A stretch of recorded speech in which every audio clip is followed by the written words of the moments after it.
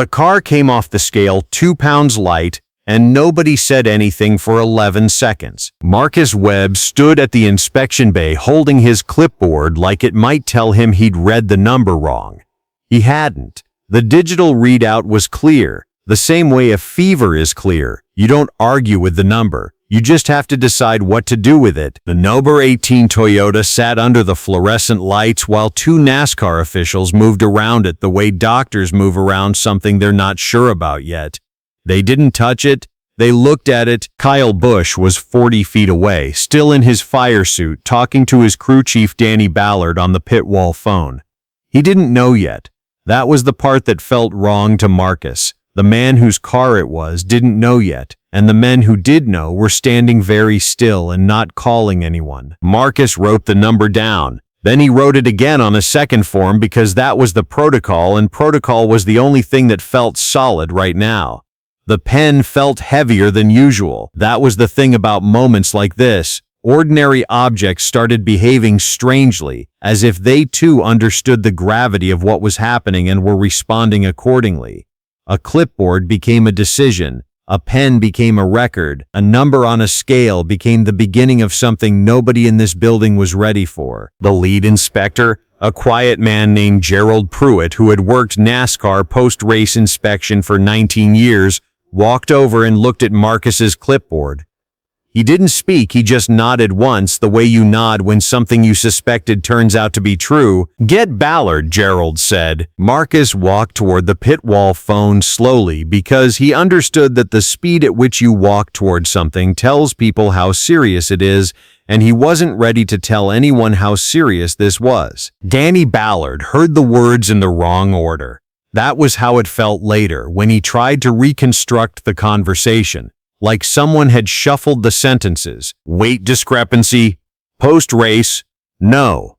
18. 2 pounds. He asked Marcus to say it again. Marcus did. Ballard set the phone down on the wall and looked at the track without seeing it. Atlanta Motor Speedway was emptying out. Fans moving through the exits in long, slow rivers, and none of them knew what he knew, and he almost envied them for it. Kyle appeared at his elbow, the way Kyle always appeared.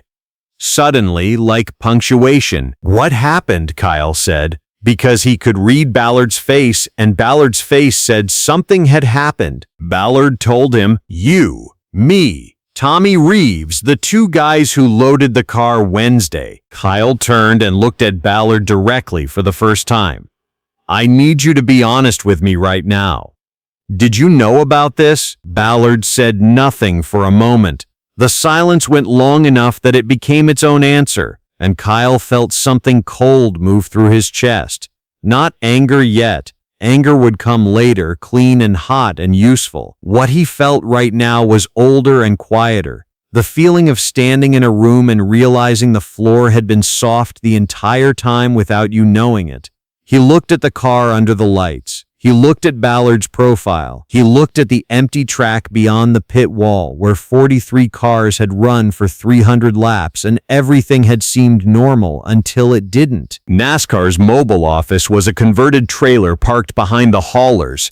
Inside it smelled like old coffee and paper and the particular kind of tension that comes from people trying to be precise when everything is moving fast. Kyle sat across the table from 2 competition officials and a man from NASCAR's technical department whose name he hadn't caught.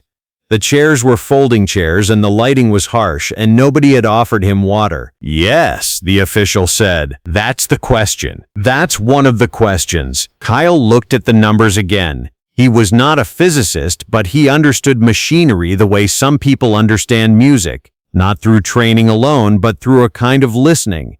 Something had been removed from the car after the final pre-race check, or something that should have been added to it wasn't. Either way, someone had made a choice.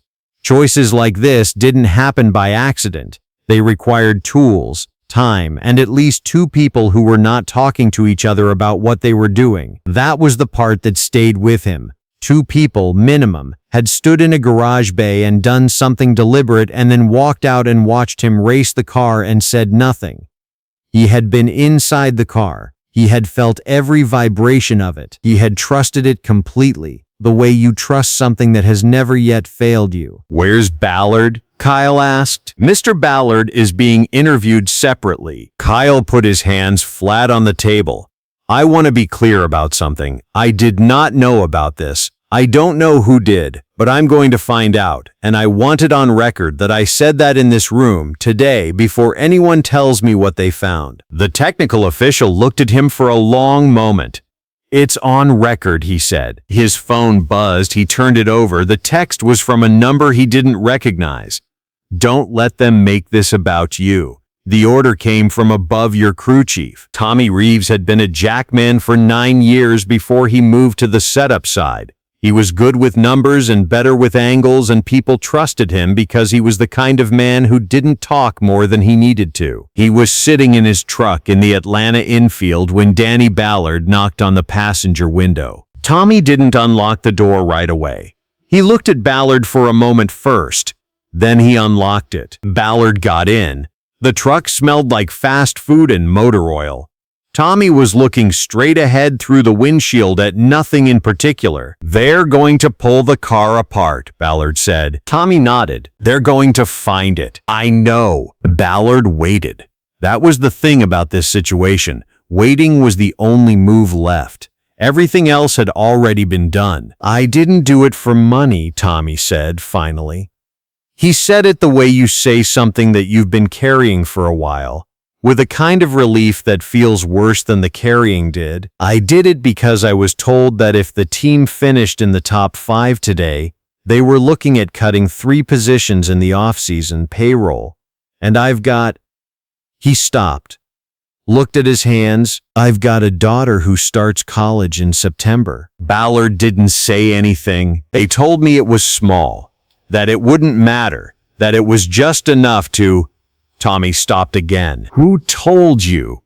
Ballard asked. Tommy turned and looked at him. His expression was the particular expression of a man who has made one wrong decision and is about to make a second one, the one where he either tells the truth or he doesn't. He looked younger than he was in that moment, or maybe not younger, maybe just reduced to something more essential, the way heat reduces a sauce, the unnecessary parts burned off, leaving only the core of what a person is made of. Someone above both of us, he said. Someone who doesn't sit in a folding chair when NASCAR calls a meeting. The statement came from NASCAR at 9:14 p.m. It was 3 paragraphs long. The first paragraph described the infraction in technical language. The second paragraph outlined the investigation process. The third paragraph said that the number 18 team was under formal review and that results from the Atlanta race were provisionally suspended pending outcome. Kyle read it on his phone in the parking lot. He read it twice. Then he called his wife and told her he would be late. He didn't explain why, because explaining required more words than he had right now. The text from the unknown number had come twice more during the afternoon. The second one said, Ballard didn't act alone. He was pressured. The paper trail goes to team ownership. The third one said only, check the travel records for Wednesday. He didn't know who was sending them. He didn't know if the information was real or if someone was using him as a piece in something larger. Both things could be true. In his experience, both things were usually true. His phone rang. It was a reporter from a motorsports outlet who had somehow already gotten his personal number and was asking for a comment on the statement.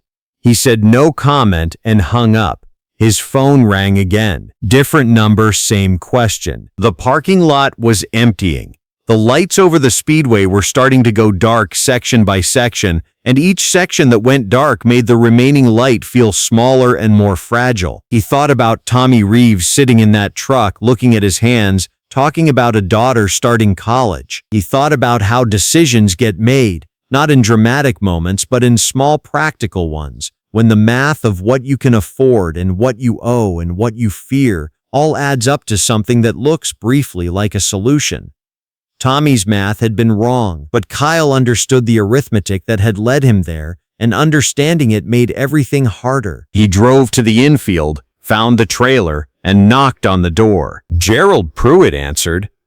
He looked tired in the way people look tired when the tiredness is not about sleep. "I need to tell you something," Kyle said. Gerald stepped aside and let him in. The travel records showed what the text message said they would show: a flight from Charlotte to Atlanta on Wednesday evening.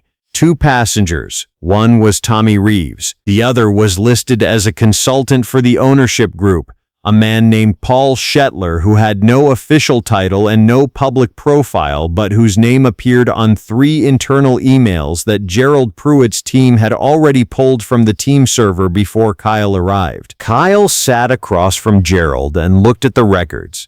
He understood now what the shape of the thing was. Not every detail, but the shape. Shetler told Tommy that the team needed the win, Kyle said, or at least needed the points position. And Tommy did what Tommy felt he had to do. And Ballard either found out during the race or knew before it. I still don't know which. Ballard knew before, Gerald said. He told us an hour ago. Kyle absorbed that. It felt like being told a door you trusted had a bad lock all along. Why didn't he stop it? He said Shetler told him the order came from the ownership group. He didn't feel like he had room to push back. Does it? Gerald looked at him steadily. That's what we're going to find out. Kyle's phone buzzed. He looked at it. The unknown number again. The message this time was 4 words. Shetler works for Hendrick. He set the phone face down on the table. The room was very quiet. Outside, somewhere in the distance, a car engine turned over in the parking lot and then went silent. Gerald, Kyle said, how big is this going to get? Gerald picked up his coffee cup, found it empty, set it back down. He held the empty cup for a moment as if reconsidering it, then placed it carefully at the edge of the table away from the papers. Son, he said, I've been doing this 19 years. I've never seen a Wednesday flight show up in a post-race investigation before. He paused. It's going to get as big as the truth is. Kyle nodded slowly. The fluorescent light above them flickered once and held. His phone buzzed again. He turned it over. The message said, "They know you know. Be careful driving home tonight, both of you."